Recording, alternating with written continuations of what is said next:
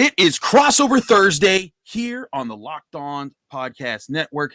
I'm Chris Carter of Locked On Steelers. He's Mike Debate of Locked On Patriots. And the Steelers are playing the Patriots for the first time since 2019. The pandemic wasn't happening, Mike. This is crazy. So we're going to get a lot into this matchup. Remember, you can follow both of these podcasts on Apple, Spotify, Google Podcasts, Odyssey, YouTube. Like these videos on YouTube if you're enjoying. Subscribe to both of our channels to get all of our great Monday through Friday content as we cover your team every day. Today's episode on the Crossover Thursdays is sponsored by PrizePicks. PrizePicks is daily fantasy made easy. Just pick 2 to 5 players. If they score more or less than their PrizePicks projection, you can win up to 10 times your money on any entry. First-time users can receive a 100% instant deposit match up to $100 with the promo code Locked On. That's LOCKEDON, Locked On, all capital letters, all one word. And again, that's PrizePicks.com, promo code Locked On. Mike, first of all, how you doing, man? This is kind of crazy to think that the Steelers and Patriots haven't played each other in so long. I know. For two great rivals like this, Chris, it seems like it has been far too long. Thank you so much for asking, my friend. I'm doing well. I hope you're doing well. This is going to be a fun one. Anytime the Patriots and Steelers take the field together, regardless of the records, regardless of where the teams are in the standings or what their prospects are, you know you're going to get a good one when Mike Tomlin is on one side and Bill Belichick is on the other.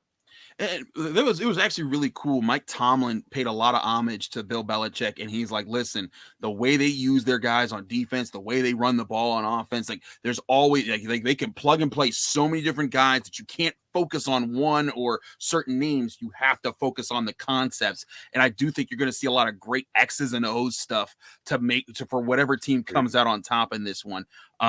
So very much so. I think it's going to be a lot of interesting stuff. But the top stories for these games, Mike, I'm going to take the lead on this because I think that Patriots fans might want to hear about this, the quarterback situation in Pittsburgh too. Absolutely. But there's a big question about Mitch Trubisky. He did not have a good game against the Bengals. He was minimized. Mike Tomlin admitted after the game, on his Tuesday press conference, hey, we actually had a game plan to not let him take any shots in this game because we wanted to just not turn the ball over and let the defense win for us. So maybe that changes in this game, but even still, when he had a clean pocket and there were guys open over the middle, Mitch Trubisky was not seeing the field well, and you could see that on the all-22.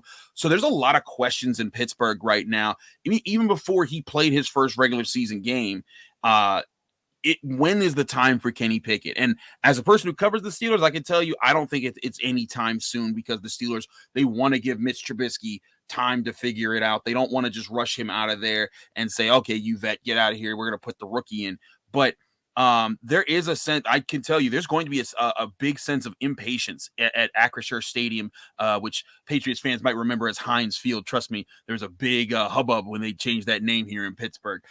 But in all seriousness, like in every preseason game that they played in Pittsburgh, there were just chants of Kenny, and there were people like just saying, get Mitch Trubisky out of there in the preseason when it didn't even count. I'm very concerned for the Steelers and how the Steelers fans are going to handle this, because in Pittsburgh, like that last game was in Cincinnati. If Mitch Trubisky played that way where he only threw one touchdown pass and it was a 2-yard floater to Najee Harris in the red zone, that was his only touchdown of the game. If he plays that way at home, the fans will be all over him, and it's going to be weird because you're going to be sitting there on and watching this game and thinking like, wait a minute, what's going on here? Like, isn't he on the team? I don't understand. Mm-hmm. I can see that happening, but beyond that, the Steelers need him to see the field and actually manage the game a lot better than he did last Sunday.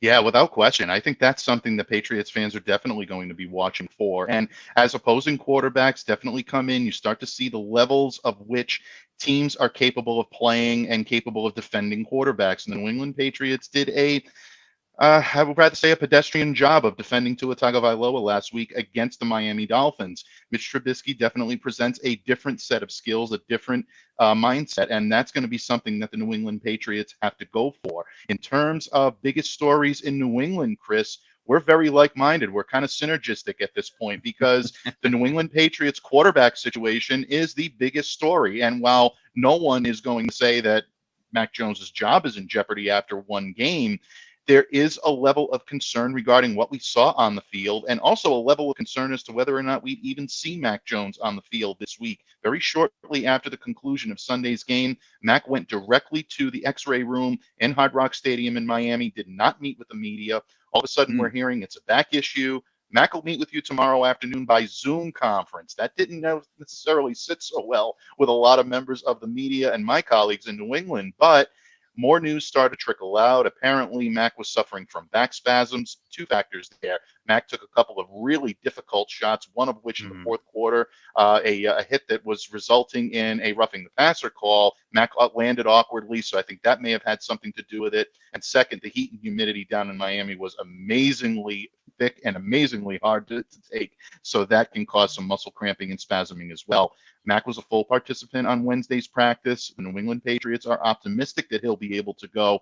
But Chris, the thing about it is even if Mac is able to go, and it looks like he will be, there are still some question marks there. How effective is he going to be? Is the back problem going to continue to be an issue with him? Is it going to slow him or derail his progression at all? The other situation that the Patriots are monitoring very closely is the protection level that he got last week in Miami. The offensive line did not do a great job of protecting his blind side and alerting him to some of those second and third level blitzes that come from the secondary that gave Mac fits last year. Again, that did rear its ugly head on Sunday. Mac was blitzed by safety Brandon Jones of the Miami Dolphins. Blindsided, didn't see it. Mac loses the ball. It ends up in the end zone. Melvin Ingram has an easy 7, and all of a sudden an easy 6, I should say. I know what you mean. It's fine. But it did make, for a difficult situation there. So that to me is the biggest story, is if Mac Jones is on the field, and by all accounts he should be, is he going to be 100%? And is he going to get the time he needs to be able to make the throws he's capable of? If not, it could end up being a long day in Pittsburgh for the Pats. Well, I wanted to ask, because I saw that he was getting hit in that game, and I saw the Melvin Ingram touchdown. But how much from your assessment of that game was on Mac Jones versus the offensive line? Like in Pittsburgh, the offensive line is not good. Like they held up in pass protection in that game, but like they still aren't great. And Mitch Trubisky, there is that line of having to ask the question, how much of this was the pressure allowed that interrupted Mitch Trubisky versus him seeing the field? As a person, I can tell you, a lot of that was more so on Mitch Trubisky, but was there more room for Mac to make improvements in that game, or was the problem just strictly the Patriots have to block better for him? Oh, no, I think it was a little bit of both. I mean, definitely there were issues along the offensive line, and until those get fixed, you can't really hold Mac completely accountable for all the problems that you see along that offensive line, along the offense, and what's happening as a result of it. But at the same time, Mac also has to recognize that. Don't forget, this has been an Achilles heel of his even last year. Teams that caught on to it had success against Mac Jones. Believe it or not, even though the Patriots won that game in Atlanta last year, Dean Pease and that defensive coordinator team in with the Falcons did a very good job of getting pressure on Mac because they blitzed him from the secondary. And that's something that's very difficult for him to pick up, and he has to do a better job with it. Ultimately, if the offensive line can give him the time he needs, things will get better, but a lot of it is on Mac as well. So I think the blame is about a 50-50 split right now. Maybe if I'm being generous, I'll say 55-45 in favor of the offensive line, but there is still some work to be done on both sides to right the ship in New England on the offensive side of the ball. I certainly think that both of these teams could use some help on offense right now, and especially on the offensive line and working with quarterbacks that are still adjusting to things. We're going to talk more about those matchups in the second segment because there's a lot to look over as far as how either team could focus on ways to win this game. But first, we got to talk to you guys about Turo. Turo's the world's largest car sharing marketplace. With Turo, you can book any car you want, wherever you want it, from a community of local hosts. You can browse a huge selection of vehicles for just about any occasion or budget across the United States, Canada, and the United Kingdom. Book a spacious SUV or minivan for a family road trip, get a classic or luxury car for a special event, birthday, or a holiday, or find affordable economy cars if you're on a budget and just need to get from point A to point B. Test drive that new electric vehicle you've had your eye on to see how it fits in your everyday life. Many Turo hosts can even deliver the car right to you. Every trip is backed by liability insurance. Terms, conditions, and exclusions apply. Ditch boring rental cars and find your drive at Turo.com.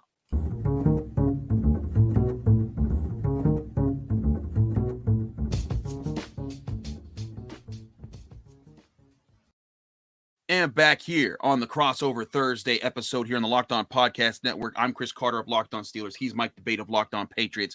Mike, I want to let you take the lead on this one. This segment is all about key matchups and aspects of the game to focus on. What is the biggest thing that you're focusing on for the Patriots that they have to do to win? Well, obviously, Chris, the Patriots have to put up more than 7 points on the board if they want to be successful. Their offense right now is being much maligned up here in New England, and for good reason. They did not look particularly sharp running the football. They did not look particularly sharp catching the football. They did not really look sharp passing the football. So when you have all those three problems that are working against you, you need to work out a way for yourself to be able to get what you need. And right now, the matchup that I'm watching definitely closely is when the Patriots go to throw the ball. Obviously, the white elephant in the room here is TJ Watt not being in this game. And those 22.5 sacks and his ability to draw a beat on the quarterback and really make them pay for even putting on shoulder pads is a win for the New England Patriots in terms of trying to get the extra time that you need. So while we're definitely, aware that the Steelers still have a definitely formidable secondary, Ahkello Witherspoon, Cameron Sutton, Micah Fitzpatrick, Terrell Edmonds, guys that the Patriots have seen before. They know their style. They know how they can defend. This is going to be an opportunity for Mac Jones to try to test his pass catchers down the field. The Steelers are always up for that challenge. So if the Patriots can pass this, they know they're doing something right. But that is going to be a very, very difficult matchup for the New England Patriots. My question to you, Chris, is you said that the Steelers are in need of some offensive help as well. And they're going to be obviously looking to either air it out or try to run the football against New England. If you're the Pittsburgh Steelers right now, how are you looking to attack the New England Patriots? Are you looking to win your battles on offense, or are you looking to win your battles on defense? Well, for one, I think the first thing that I think they're going to be looking at is the biggest battles are on defense, because they do want to make sure that they keep the Patriots off the board, limit the big play ability. And I think the biggest matchup you're going to see is Trent Brown at left tackle versus Alex Highsmith, outside linebacker. A lot of people look at TJ Watt, and he is the best defensive player in football from last year. But Alex Highsmith had 3 sacks last week, and he went up against Jonah Williams, the top 10 pick from the Cincinnati Bengals, the guy who was supposed to lead the Bengals offensive line to being one of the best in the NFL this year, and he abused him. He worked him over, and Alex Highsmith is a guy that I've watched very closely. He was a 3rd-round pick in 2019, kind of worked his way up there, 2020, excuse me, and then in 2021 took a step forward, had about 7 sacks. This year, I've said for a while, this is going to be his breakout year. I think he's going to price himself off of the Steelers after his contract is up after next season. But man, Alex Highsmith is going to be a problem. If Trent Brown can neutralize him for the Patriots, that's going to be huge for New England. I think that he is such a huge part of what the Steelers do. Also, if you look at the tape, the Steelers used a lot of stunts and twists and everything to try and force a lot of communication on that offensive line. And oftentimes, it was even just a 4-man rush. It was just Larry Ogunjobi, Cam Hayward, TJ Watt, and Alex Highsmith. But do note that the Steelers went and signed or traded for Malik Reed, the former Broncos starter, to be the guy off the bench. So now he's a guy with like 26 NFL starts of experience. He's going to fill in for Watt, and he's at least going to be a veteran presence. He won't be bringing the pressure that Watt can bring, but they're going to have to key in on that. So for the Steelers defensively, it's going to be a lot about, can Alex Highsmith win without TJ Watt being out there? He's done that before. We've seen that in games, but also on offense, I think a big part of the game, and you can see it if you watch the All 22 in the Steelers, you saw a lot of Mitch Trubisky not using the middle part of the field when it was available to him until late. And if you go back to that overtime drive where the Steelers got into field goal range, who did he target but Pat Freiermuth? And that is, I think, his ace in the hole in this game. And that's not to discredit Deontay Johnson, who I thought had a fantastic catch last week, one-handed, left-handed, getting his toe tapped down. I think Chase Claypool. Yeah, he's done well. I think Chase Claypool is a serious weapon. I think Najee Harris is a serious weapon. He was limited in practice, but he says he's going to play. We'll see if Mike Tomlin allows that, because he was like, whoa, buddy, we want to make sure you're healthy. But I do think a lot of this offense needs to run through Pat Freiermuth to get Mitch Trubisky to see the middle part of the field. He just didn't against the Bengals. And it wasn't that the Bengals did anything spectacular on defense. I mean, there were just guys sitting there open, and he would just not look their way. if the Patriots and Bill Belichick, being the genius that he is, if he can confuse Mitch Trubisky, that might cause some options there. But I think a big part of the Patriots is getting to Pat Freiermuth, not letting him have open spaces in the middle part of the field. How do you see the Patriots linebackers and safeties matching up with Freiermuth? I'll also warn you, Zach Gentry, the second tight end, is a lot better than people know. I've seen him in practice. He had a really big tight end screen that worked out this week. The Steelers could use a lot of 12 personnel in this game to use both of those guys. But how do the Patriots linebackers and safeties match up in that fair?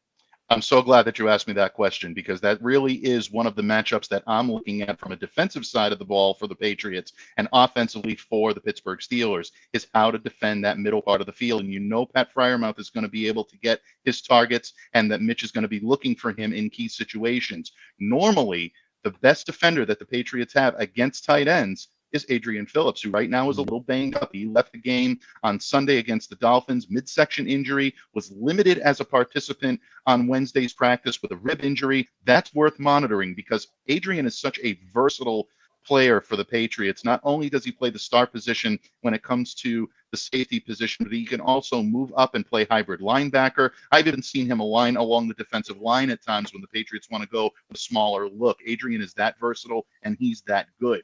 He'll always be in the mix. So if for any reason he's not able to play on Sunday, that means that the Patriots are probably going to have to pull a linebacker off of coverage. Maybe Anthony Jennings, if he gets in the game, someone who has the youth and maybe the athleticism to be able to hang with someone like a Freiermuth at the tight end position. And also they're going to need a heavy dose of Kyle Duggar, who was one of the very few bright spots for the New England Patriots on Sunday. He was very good, 6 tackles, 2 of which came for a loss.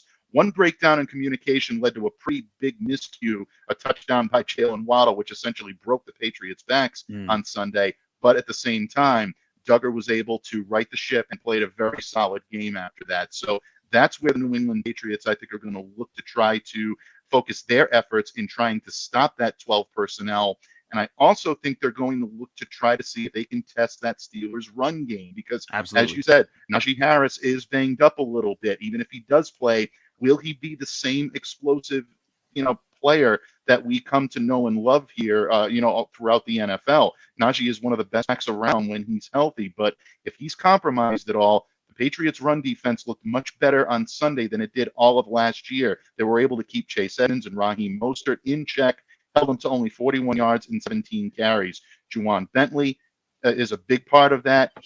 Was not a participant on Wednesday's practice. So if I'm the Steelers, I'm watching that one very closely, because all of a sudden, if Juwan Bentley is not there in that middle part of the Patriots defense at linebacker, puts a lot of pressure on Devon Godchow, Dietrich Wise, Christian Barmore, Lawrence Guy. That's going to be something the Steelers could exploit, I guess is the best way for me to put it, on Sunday if for any reason Bentley is unable to go. That's another matchup to watch, folks. That certainly will be. I'll tell Patriots fans, the guy that will take Najee Harris's spot if he's hurt, and also he'll definitely will spell Najee Harris at some point in this game, is Jaylen Warren, undrafted rookie. But I talked to the Steelers running back coach Eddie Faulkner. He said he personally had Jaylen Warren as his number 6 running back in this last draft class. They just were like, we can't afford to draft one because he had all these priorities. But when he came to them in free agency, they loved him so much. They loved him in training camp. It turns out, if you remember Willie Parker, he's actually cousins with Willie Parker, the former Steeler who used to be Fast Willie Parker, number 39. And I'll tell you this. He's not incredibly fast. He's not incredibly, he's not big. He's actually really tiny, but that guy runs like a bowling ball. He picks up momentum and he runs really hard through you. And he did a great job in pass protection and as a lead blocker on a lot of the jet sweeps that offensive coordinator Matt Canada calls. So that's a guy to watch. If Najee Harris doesn't play, or even if he does, that's the other running back to watch for the Steelers. He hasn't really caught on yet as far as like big running plays outside of preseason. So you're not as worried about that as much, but if Juwan Bentley's out, that's who and Najee Harris is out, that's who the Patriots have to key in on and make sure he doesn't have a good game to make things as the Steelers will try to make things easier for Mitch Trubisky this time around. We're going to get to projections in just a second, but Mike, let people know about our friends at BetOnline. Absolutely, Chris. Always my pleasure to let our friends know over at BetOnline because they are your number one source for all of your pro and college football betting needs and sports info this season. You can find all of the latest football league developments, game matchups, news, podcasts, anything you need. BetOnline.com has it. BetOnline.net has it. And they are your number one continued source for all of your sports wagering information, including live betting, esports, and scores. I'm on there all the time. And folks, it is an easy to use website. You will absolutely love it. It's the fastest and easiest way to check on all of your favorite sports events, including Major League Baseball, MMA, boxing, and golf. So head to the website today or use your mobile device to learn more about the trends and the action. Bet online, where the game starts.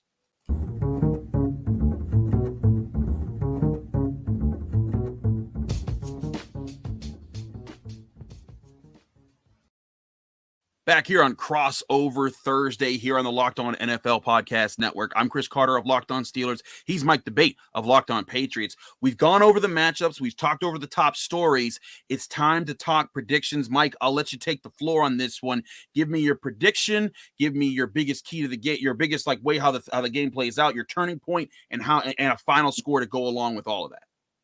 Yeah, well, I think at this point, the Patriots need to right the ship on offense. And I sound like a broken record when I say that, Chris, but the Patriots had a relatively good performance against a very good offensive team in the Miami Dolphins. I know they scored 20, but 7 of those points came from a miscue that basically really shouldn't have resulted in 7 points. So when you look at holding that offense to 13 points, Patriots did a pretty good job of that. I look for them to continue to be aggressive at the line on defense, try to plug the run, try to do what you can to contain the Steelers' runners, but also be stout in the secondary and prove that the secondary can hang with some of the big-time receivers that the Steelers bring to the table, Deontay Johnson obviously being at the top of that list. But on the offensive side of the ball, the Patriots have to establish a run early. If they can do that and get Damian Harris and Ramondre Stevenson gaining yardage and picking up first downs early, that's going to relax Mac Jones. That's going to relax this offensive line. It's going to allow them to get set and get into position. And that's where they can start defending the edge,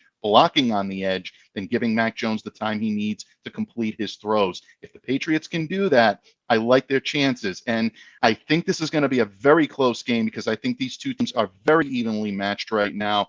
I'm going with the Patriots in a squeaker here. I'm going to say they pull this one out 21-17 over the Steelers, but at the same time, they're going to face a very, very difficult team. And if Najee Harris is active, that could throw a wrench into the Patriots' plans big time. But I'll go with the hometown team. I can't pick against them 2 weeks in a row. My listeners will never forgive me for it. I go with the Patriots 21-17 in this one.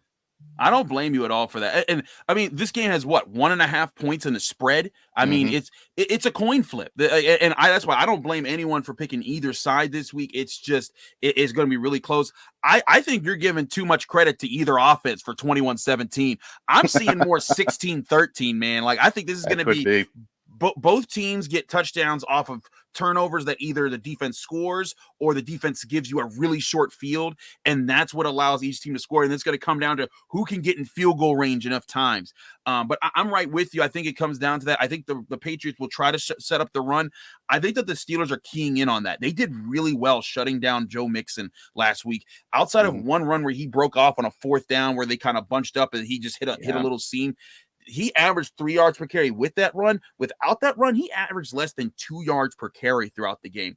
I think the Steelers defense, even without TJ Watt, the key that has been so much better about their run defense this year is Cam Hayward being healthy. Larry Ogunjobi has been a lot better. Tyson Alualu has been healthy, and that's allowed them to kind of feed. And the linebackers have been so much better. Miles Jack is a much bigger factor than I think a lot of people anticipated. Devin Bush is playing a lot better than a lot of people anticipated. And I think that's where the Patriots are going to run into an issue because I'm not so sure. Like, I think this game's going to come down to simply, Mike, which team has to get desperate first? You know, who makes because I think both teams, Bill Belichick and Mike Tomlin, they're not going to blink. They're going to look at each other and they're going to tell their quarterbacks, "Do not lose me in this game." Very good point.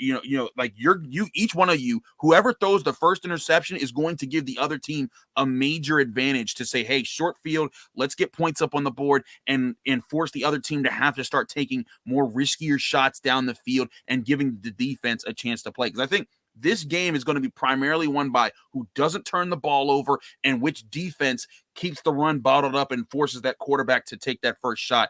I'm saying the Steelers win 16-13. I think it's going to be a crazy one that goes down to the wire. If you love old school 1980s NFL games where nobody can throw the ball and everyone's just hitting each other and it's 3 yards in the clouds of dust, this will be your game. I think this is going to be a lot of physicality, a lot of big hits, not a lot of great passes. There's going to be a lot of just sporadic stuff, but I think there's going to be some wild plays, a lot like last week for the Steelers and last week for the Patriots with the Melvin Ingram play. I think it's going to come down to that, and I think the Steelers just have a defense with Alex Highsmith's ability to get after the quarterback, Minkah Fitzpatrick's ability to create turnovers, and I think the composition of the Steelers defense is still, even without TJ Watt, still has a lot of assets to it. That's why I say it's going to come down to this. Mac Jones ends up making the first big mistake, and that's what's going to give the Steelers the edge. But Mike, I think you and I can both agree this is very much of a coin flip of a game with the way both these teams are designed. Absolutely. Two teams that are very well coached, that are coached by veteran coaches that have been to the puppet show. They've seen the strings. There's not much that you're going to fool Mike Tomlin or Bill Belichick on. So when you have that kind of a chess match going, back what I said when we opened the pod this afternoon, this is something that I think the New England Patriots and the Pittsburgh Steelers live for. Games like this, where every inch, every yard, every play, and every decision can factor into your either your success or ended up on the opposite side of the coin. I'm really looking forward to this game. It's always fun when the Pats and Steelers hook it up. Same here. It is a lot of fun. It is crazy that these teams haven't played in 3 years. You used to think that they played every year. But hey, I'm looking forward to it. Even though it's going to be weird not seeing Tom Brady come out of the tunnel for the Patriots, even though I know he's been gone for you guys for a while. This is the first time that you guys have played the Steelers without him. And so it's for Steelers fans, it's going to be like, what is this? So it's going to be interesting. But I think either way, it's still, like you said, it comes down to coaches and the integrity of these organizations. Right. Both know how to win football games, both know how to gear up their sides. I think it's going to be a highly contested game. I won't see great in the sense you'll see a lot of coordinated great passes or anything like that. But for people who love the grit and the detail of football, there's going to be a lot of the minutia that I think is going to be really good about this game, and that is what's going to come down to the victory. Mike, thanks so much for doing this show with me, man. It's a pleasure to do this with you. Hopefully it doesn't take another 3 years for these teams to line up so that we can do it again. But let people know where they can find you, follow you, and get more of your work.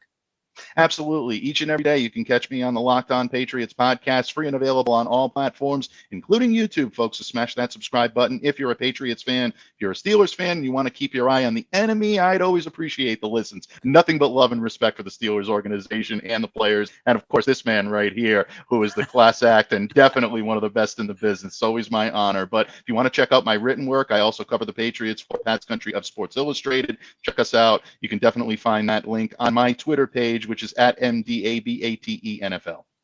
Absolutely. Do check out Mike's work. And hey, Steelers fans, pay attention to what he said. And hope Patriots fans, you can do the same. But subscribe to each other, to our shows. It helps us out when even you click on it, when you listen to it, when you watch it on YouTube.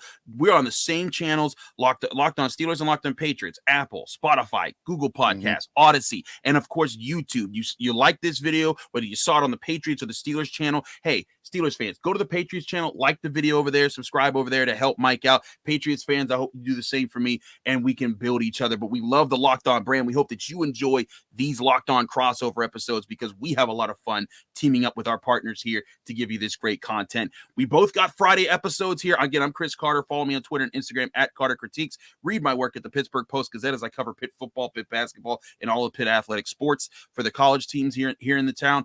But we both got Friday episodes. Tune into those episodes tomorrow as we give you the final looks and predictions for the game this weekend. From Chris Carter and Mike Debate, thanks for listening to and watching the crossover Thursday on the Locked On Podcast Network. Thank you, everyone.